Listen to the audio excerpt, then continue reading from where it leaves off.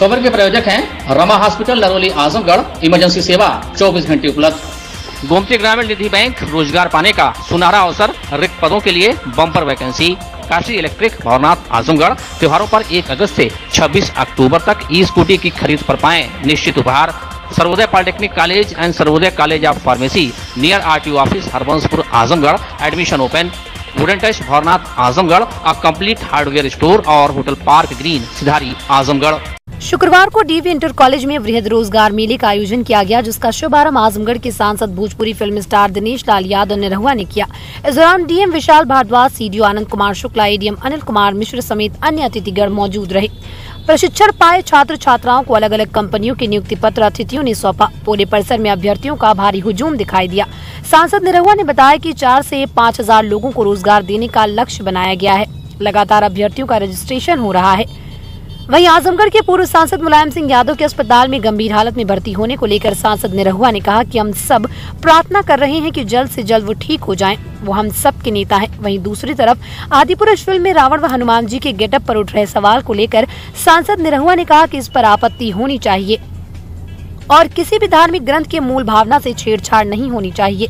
जो मूल है उसी पर केंद्रित होना चाहिए, चाहे वो सिनेमा हो, चाहे साहित्य हो। धार्मिक भावनाओं से छेड़छाड़ नहीं होनी चाहिए। इसके अलावा सांसद निरहुआ ने आजमगढ़ से गोरखपुर, वाराणसी को सीधे जोड़ने वाली रेल लाइन के सर्वे को लेकर हुए टेंडर पर कहा कि 17 अक्टूबर से टेंडर का कार्य शुरू हो जाएगा, जो 70 से 80 दिन में पूरा हो जाएगा।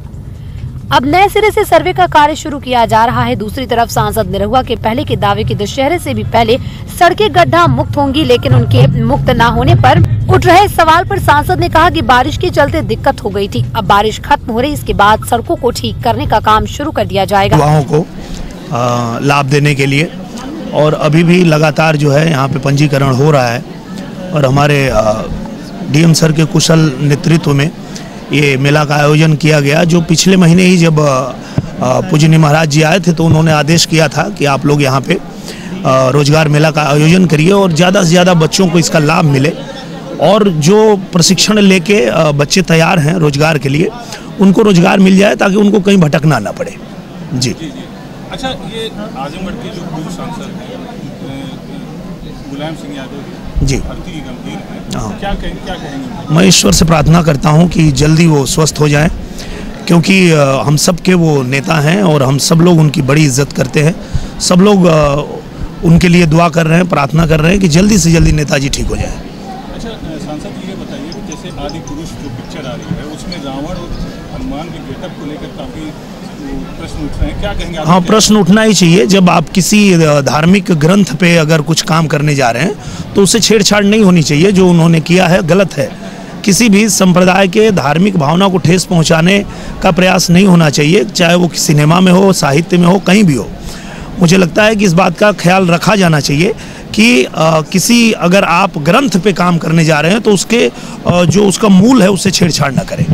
सांसद जी, जैसे आजमगढ़ से वाया ये पूरा हो जाएगा। इसको टारगेट दिया गया है, ये 17 तारीख से शुरू हो रहा है और इनको 70 से 80 दिन के अंदर इसको पूरा करना है, क्योंकि ये 75 में इसका सर्वे हुआ था 1975 में, पर उसके बाद इस पे आगे काम हुआ नहीं। उसके बाद 1-2 बार और प्रयास हुआ पर काम नहीं हो पाया। जब मुझे इस बारे में जानकारी आजमगढ़ से मिली और मैं माननीय रेल मंत्री जी से मिला और मैंने कहा कि ये 75 से सर्वे हो के पड़ा है पर ये काम नहीं हो रहा है, ये कैसे होगा? तो उन्होंने मुझे कहा था कि 4 महीने के अंदर शुरू हो जाएगा, आप निश्चिंत रहिए। और बहुत मैं धन्यवाद देना चाहता हूँ माननीय रेल मंत्री जी को कि उनके निर्देश पर 4 महीने के अंदर ही ये शुरुआत हो गई है और मुझे लगता है कि बहुत जल्दी इसको पूरा कर लिया जाएगा। अच्छा सांसद जी, जैसे सड़कों के गड्ढा मुक्त हो सके, मतलब अभी बारिश की वजह से थोड़ा काम तेजी नहीं पकड़ पाया, पर बरसात बाद अभी हम लोग वही डिस्कस कर रहे थे, DM सर और हम लोग यही बात कर रहे थे कि पूजनीय महाराज जी ने आदेश किया है तो ये बरसात जैसे ख़त्म होगी ये काम और तेजी पकड़ लेगा और जल्दी से जल्दी हम लोग इस पे काम जो है उसको पूरा करवा लेंगे।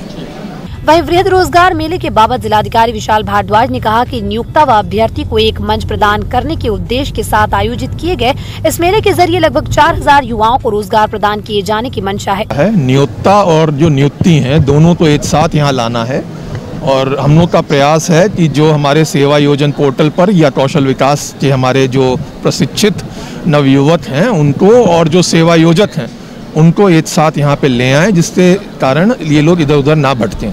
तो आज हम लोग का ये प्रयास होगा कि लगभग 4000 के आसपास हम रोजगार देने का प्रयास कर रहे हैं अपने प्राइवेट सेक्टर के जो सहयोगी संस्थाएं हैं उनके माध्यम से। सर कितने आवेदन आए हैं? आवेदन अब तक 2300 आ चुके हैं, अभी भी वो चल रहा है रजिस्ट्रेशन, तो हम लोग को उम्मीद है कि 4 से 5000 तक आए। भारतीय जनता पार्टी प्रदेश कार्य समिति सदस्य अखिलेश मिश्रा गुड्डू के पिता स्वर्गीय राजेंद्र मिश्र की 18वीं पुण्यतिथि के अवसर पर विगत वर्षों की भांति उनके पुत्र प्रदेश कार्य समिति सदस्य अखिलेश मिश्रा गुड्डू ने सेवा के विभिन्न कार्यक्रमों का आयोजन। कार्यक्रम के अंतर्गत सर्वप्रथम मंडलीय चिकित्सालय आजमगढ़ और महिला चिकित्सालय में मरीजों को फल वितरित किया गया। प्रदेश कार्य समिति सदस्य अखिलेश मिश्रा गुड्डू के मुंडा स्थित आवास पर रक्तदान शिविर लगाया गया। रक्तदान शिविर में कार्यकर्ताओं पदाधिकारियों ने रक्तदान किया। वनवासी कल्याण आश्रम में बच्चों की जरूरत का सामान, अन्य कपड़ा दिया गया। अपने पूज्य पिता स्वर्गीय राजेंद्र मिश्रा की पुण्यतिथि के अवसर पर प्रदेश कार्य समिति सदस्य अखिलेश मिश्रा गुड्डू ने कहा कि मेरे पिताजी भारतीय जनता पार्टी के सिपाही थे। जनसेवा के माध्यम से वो लोगों की मदद किया करते थे, लेकिन आतताइयों ने उनकी निर्मम हत्या कर दी। उनके पुण्यतिथि पर प्रतिवर्ष की भांति ही जनसेवा के विभिन्न कार्यक्रमों के माध्यम से भारतीय जनता पार्टी परिवार ने उनको श्रद्धांजलि अर्पित की। जिलाधीश आजमगढ़ सदर ध्रुव सिंह ने कहा कि पूर्व जिला महामंत्री स्वर्गीय राजेंद्र मिश्र ने मुझे उंगली पकड़कर राजनीति सिखाई थी। वो सबकी मदद किया करते थे। वो भाजपा के सच्चे सिपाही थे, कुशल संगठनकर्ता और मार्गदर्शक थे। हम सभी को उनकी कमी सदैव खलती है। उनके पुत्र अखिलेश मिश्रा गुड्डू उनके ही कार्यों को आगे बढ़ाते हुए जनसेवा का कार्य कर रहे हैं। जिलाधीश लालगंज ऋषिकांत राय ने कहा कि पूर्व जिला महामंत्री स्वर्गीय राजेंद्र मिश्र हम सभी भाजपा कार्यकर्ताओं के मार्गदर्शक थे। उनके मार्गदर्शन में हम सभी ने जनसेवा का कार्य किया। उन्होंने भाजपा को मजबूत करने का कार्य किया। आज वो हमारे बीच में नहीं है, लेकिन उनका आशीर्वाद हम सभी भाजपा कार्यकर्ताओं के साथ है। जी स्वर्गीय राजेंद्र प्रसाद मिश्र जी की 18वीं पुण्यतिथि है। उसके अवसर पर जो हर वर्ष कार्यक्रम किए जाते हैं वही कार्यक्रम आज भी संपन्न हो रहा है। और इस समय यहाँ पर ब्लड डोनेशन का कार्य चल रहा है, क्योंकि रक्तदान जो है महादान कहा गया है और एक यूनिट ब्लड से किसी की भी ज़िंदगी बच सकती है। इसलिए कार्य मैं बराबर लगातार उनके पुण्यतिथि के अवसर पर भी करता हूँ। कोरोना जैसी महामारी थी तो उसमें भी मैंने किया था, तो ये कार्यक्रम आज यहाँ पे संपन्न हो रहा है। आजमगढ़ के डीएम विशाल भारद्वाज ने जिले के सभी एसडीएम के साथ बैठक की। इस बैठक में डीएम विशाल भारद्वाज ने जिले के सभी एसडीएम और तहसीलदार कोर्ट में 5 वर्ष से जितने भी केस दायर हैं और कितनी फाइलों का निस्तारण किया गया इससे अवगत कराएं। इसके साथ ही समस्त एसडीएम तहसीलदार के कोर्ट का निरीक्षण करें कि धारा 34 के अंतर्गत वरासत, वसीयत और बेनामी के मुकदमे में निस्तारण की क्या स्थिति है। जरूरत पड़ने पर मौके पर जाकर लंबित वादों का निस्तारण कराएं, जिससे जनता को किसी तरह की समस्या का सामना न करना पड़े। डीएम ने सभी एसडीएम को निर्देश दिया कि राजस्व वसूली के अंतर्गत जितने भी तरह की वसूली की जानी उसकी पूरी डिमांड प्रदर्शित करें और अमीनों के माध्यम से वसूली कराएं। डीएम विशाल भारद्वाज ने सभी एसडीएम को निर्देश दिया कि इस समय जो बरसात हुई उनमें जिन कृषकों के घर क्षतिग्रस्त हुए उन्हें चिन्हित कर नियमानुसार आवास दिलाएं। इसके साथ ही जिन कृषकों की मृत्यु दैवीय आपदा से हुई या घायल हुए उनको भी लाभ दिलाएं। इसी के साथ ही समस्त एसडीएम लेखपालों की डायरी प्रतिदिन जरूर पढ़ें और इसकी मॉनिटरिंग करें। कृषि आवंटन से संबंधित प्रकरणों को 15 अक्टूबर 2022 तक प्रत्येक दशा में समाप्त करें। प्रधानमंत्री किसान सम्मान निधि योजना की समीक्षा में डीएम ने समस्त एसडीएम को निर्देश दिया कि प्रधानमंत्री किसान सम्मान निधि योजना के जो आवेदक मृतक भूमिहीन पेंशनर व करदाता है उसकी सूची बनाकर मुख्य राजस्व अधिकारी को तत्काल उपलब्ध कराते हुए ऐसे आवेदनों के डेटा को डिलीट कराएं। इसके साथ ही एंटी भूमाफिया पोर्टल पर जितने भी केस लंबित है उसकी जाँच कराते हुए तत्काल निस्तारित करें। इस बैठक में मुख्य राजस्व अधिकारी जेपी सिंह, अपर जिलाधिकारी प्रशासन अनिल कुमार मिश्रा, अपर जिलाधिकारी वित्त एवं राजस्व आजाद भगत सिंह सहित समस्त एसडीएम और तहसीलदार उपस्थित रहे। जिले में डेंगू लगातार कहर बरपा रहा है। आलम यह है कि शहर से लेकर गांव देहात तक चारों तरफ इसके मामले सामने आ रहे हैं। मामलों को लगातार बढ़ने से लोगों की चिंता में कई गुना इजाफा हो चुका है। इसे देखते हुए चिकित्सकों की ओर से हर स्तर पर सतर्कता बरतने की सलाह दी गई। शहर से लेकर गाँव देहात तक जहाँ भी पानी की निकासी नहीं की गयी वहाँ डेंगू का लार्वा लगातार पनप रहा है। यदि इस ओर जल्द ध्यान नहीं दिया गया तो समस्या बढ़नी तय है। विशेषज्ञों के मुताबिक डेंगू का मच्छर दिन में काटता है और इस लिहाज से खतरा काफी अधिक है। हालांकि स्वास्थ्य विभाग के अधिकारियों ने आश्वस्त किया कि टीमें भेजकर तमाम क्षेत्रों में दवाइयों का छिड़काव कराया जा रहा है। इसके बावजूद लोगों में चिंता बढ़ रही है। चिकित्सकों ने सलाह दी है कि मौजूदा मौसम में सभी को रात को सोते समय मच्छरदानी का प्रयोग करना चाहिए। वो दिन के समय पूरी बाजू के कपड़े पहनने चाहिए। ताकि मच्छर के काटने से बचा जा सके। उन्होंने बताया कि मलेरिया के शुरुआती लक्षणों में तेज ठंड के साथ बुखार आना, सर दर्द होना, उल्टियों का आना है। इसलिए कोई भी बुखार आने पर अपने नजदीकी स्वास्थ्य केंद्र में जाकर मलेरिया की जांच करवाएं और अगर मलेरिया जांच में पाया जाता है तो उसका 14 दिन का इलाज स्वास्थ्य कर्मियों की देखरेख में करें। डेंगू के प्रकोप को देखते हुए इस समय रोजाना एलाइजा टेस्ट सरकारी लैब में किए जा रहे हैं। कुछ लोग प्राइवेट लैब में भी जांच करवा रहे हैं। अचानक बड़े केस को लेकर स्वास्थ्य विभाग ने अपील की है, बिना जांच के दवाइयां ना लें। सरकारी अस्पताल में निःशुल्क इलाज की व्यवस्था है, वहां से अपना इलाज करा सकते हैं। विभाग ने पहले ही चेताया था कि अक्टूबर में डेंगू के केसों में इजाफा हो सकता है। लोगों ने यदि सावधानी नहीं बरती तो अक्टूबर में डेंगू के केसों का पीक भी आ सकता है। सीएमओ डॉक्टर IN तिवारी ने बताया कि फिलहाल मुबारकपुर की स्थिति चिंताजनक है। 17 जनवरी से अब तक कुछ कुल 12 डेंगू के पेशेंट चिन्हित हुए हैं। वर्तमान में 4 डेंगू के केसेस चिन्हित हुए थे मुबारकपुर से, 2 अभी लखनऊ में भर्ती हुए हैं और 2 और नोटिफाई हुए हैं, जो टोटल 12 केसेस हमारे डेंगू के चिन्हित हुए हैं। इनके लिए क्या क्या व्यवस्था की जा रही है और क्या दिशा निर्देश दिए गए हैं? डेंगू के फीवर के केसेस काफ़ी आपके मुबारकपुर में नोटिफाई हो रहे थे, तो वहाँ पर तो हमने सघन अभियान चला करके घर घर फीवर के केसेस की ट्रैकिंग कराई है और सबकी जांच कराई है। लगभग अब तक वहाँ पर 120 रोगियों की डेंगू की जांच हुई है, बाकी मलेरिया वगैरह की भी जांच हुई है। जो भी केसेस आ रहे हैं फीवर के, उनकी जांच की पर्याप्त व्यवस्था की गई है।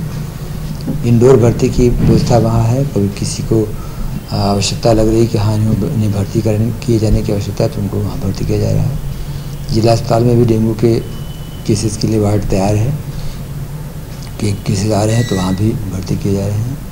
हमारी जनपद में 2 सेंटिनल लैब हैं, जिला चिकित्सालय में, मंडलीय चिकित्सालय में और मेडिकल कॉलेज में। तो जो भी डेंगू के cases antigen positive antigen positive आते हैं तो उनकी हम लोग कन्फर्मेटरी जांच की भी व्यवस्था यहाँ पर है।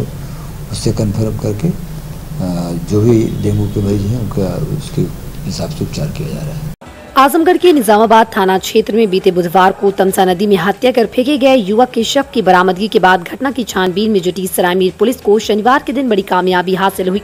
पुलिस ने इस मामले में सरायमीर क्षेत्र के शिरवा ग्राम निवासी महिला समेत 3 लोगों को गिरफ्तार किया।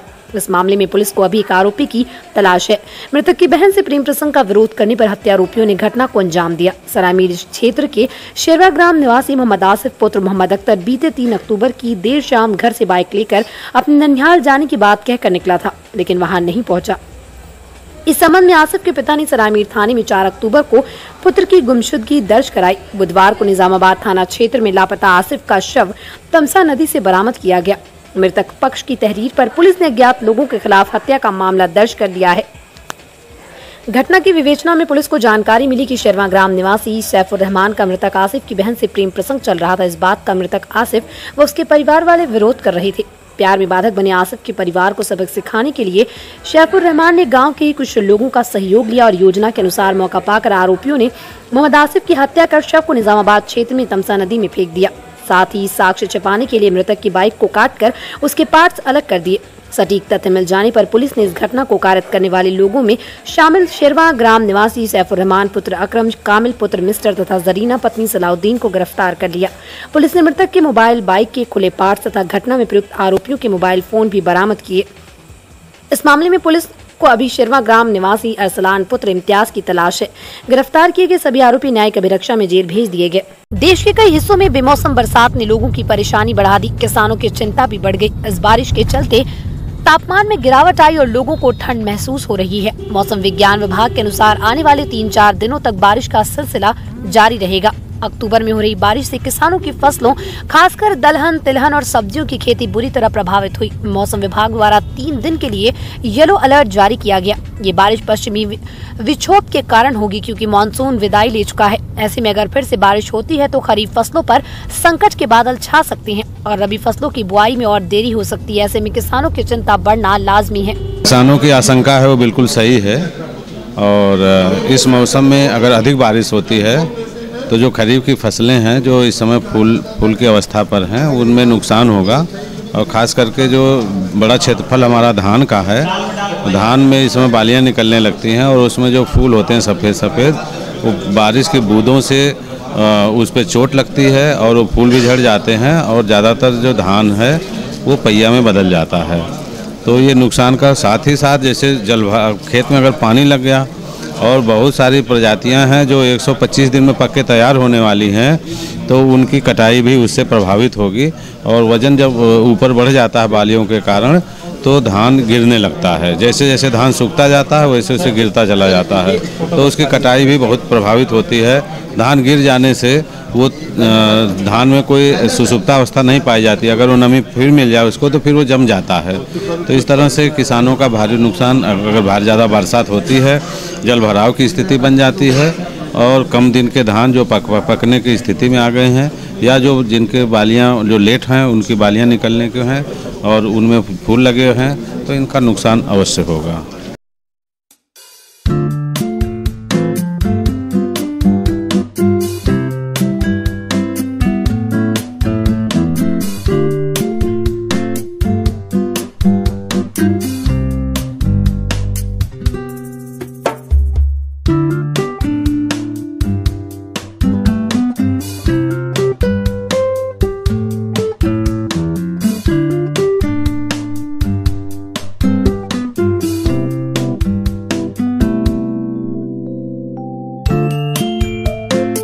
होटल पार्क ग्रीन हाइडल चौराहा सिधारी आजमगढ़ स्वच्छ और आरामदायक AC and non AC rooms, 24 hour room service, north Indian, south Indian, Chinese, Italian, veg and non veg लजीज और जायकेदार व्यंजन उचित रेट पर उपलब्ध। शादी, विवाह, engagement, marriage anniversary, birthday party के लिए लार्ज बैंक्वेट हॉल, मीटिंग और सेमिनार के लिए कॉन्फ्रेंस हॉल, आपकी खुशियों में लगाए चार चांद। होटल पार्क ग्रीन हाइडल चौराहा सिधारी आजमगढ़। पूर्वांचल की शान रमा हॉस्पिटल नरोली आजमगढ़ में डॉक्टर अमित सिंह, डॉक्टर खुशबू Singh, doctor Pankaj Sharma, doctor Dheeraj Singh, doctor अंकुर यादव, डॉक्टर शिवा मदान, डॉक्टर धीरज पाटिल, डॉक्टर इर्तिका अली, डॉक्टर तौहीद अहमद और डॉक्टर फराज हनफी दे रहे हैं अपनी सेवाएं। ICU, ICCU, ventilator, blood bank, cath lab, pathology एवं डायलिसिस की सुविधा उपलब्ध। इमरजेंसी सेवा 24 घंटे उपलब्ध। Rama multi specialty hospital and trauma centre Naroli Azamgarh. Sarvodaya polytechnic college and Sarvodaya college of pharmacy near RTO office Harbanshpur Azamgarh. आपके अपने आजमगढ़ शहर में ही बस स्टैंड से मात्र 800 मीटर की दूरी पर संचालित पाठ्यक्रम polytechnic, civil engineering, electrical engineering, mechanical engineering, computer science, pharmacy, D pharma, B pharma. उपलब्ध विशेष सुविधाएं, प्रशिक्षित अध्यापक, अत्याधुनिक लैब, अत्याधुनिक वर्कशॉप, वाईफाई कैंपस, यातायात सुविधा, हॉस्टल सुविधा, कैंपस सिलेक्शन, बोर्ड द्वारा निर्धारित फीस पर प्रवेश, एडमिशन ओपन, सीटें सीमित, जल्दी करें। काशी गोमती ग्रामीण निधि लिमिटेड की नई सौगात। Kashi electric Shri Gandhi Gurukul inter college Bhawarnath के सामने इलेक्ट्रिक स्कूटी का भव्य शोरूम। पेट्रोल का खर्चा जाइए भूल, तय करिए कम बजट में पोल्यूशन फ्री लंबा सफर। देश में इलेक्ट्रिक स्कूटी की सबसे अनुभवी कंपनी हरियाणा की विनिंग फ्यूल्स मोबिलिटी की स्कूटी में मिलेगा आपको लो speed, high speed scooty, super comfort, sustainable seat के साथ अच्छी लाइटिंग फीचर्स। सुनहरा अवसर, खरीदें ई स्कूटी और पाएं निश्चित उपहार। ई स्कूटी की अपार सफलता के बाद electric bike. Wooden touch Bhawarnath Azamgarh, a complete hardware store. हमारे यहाँ branded plywood, flush door, designer door, PVC door, 4 mica, fancy hardware, kitchen की चिमनी एवं मॉड्यूलर किचन की एक्सक्लूसिव रेंज उपलब्ध। अपने आशियाने में लगाइए चार चांद, पहुंचिए वुडन टच भवरनाथ आजमगढ़।